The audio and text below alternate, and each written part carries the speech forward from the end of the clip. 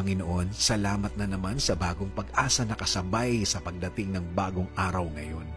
Salamat sa laging pagbibigay sa amin ng pagkakataon sa buhay, Panginoon.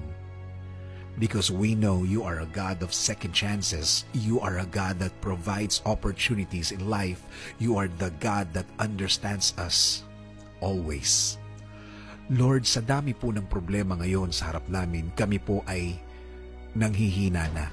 Dulot na rin ang panahon ngayon at dulot din ng ibang tao sa aming paligid. Ang mga problemang ito, Panginoon, ay matagal na sa amin at matagal nang iniisipan ng solusyon. Hinahanapan ng katapat na solusyon para mabawasan ang aming dinadala, Panginoon. At Panginoon, inaamin po namin na sa lakas namin kami umaasa, kaya nauubusan po kami. Sa lakas namin kami nakafocus, kaya nanghihina po kami, Panginoon.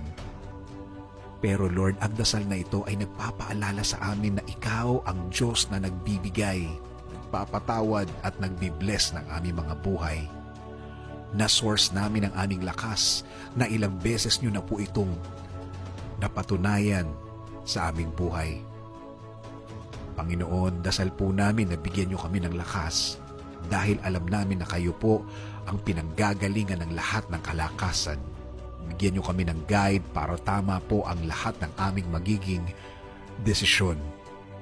Alam po namin na ang mundong ito ay pagod na sa mga salita at kailangan nila na makakita ng mga taong matibay ang faith sa inyo, Lord. Mula ngayon, Panginoon, ipapakita at sasabihin po namin ang inyong kabaitan at kayo ang Diyos na sumasagot ng mga dasal na nagbibigay ng inspirasyon sa mga nawawalan ng pag-asa. Panginoon, amin din pong ipinagdadasal ang aming bayan. Ibigay niyo po, Lord, ang tamang guidance sa aming bansa.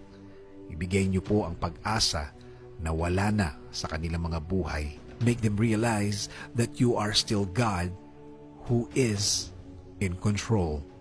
Bigyan niyo po ng lakas at talino at pag-asa ang lahat ng mga namumuno sa amin, Panginoon. And Lord, huwag niyo kaming pabayaan.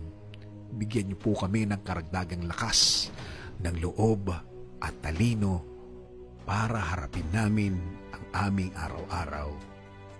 This is our prayer in Jesus' name. Amen.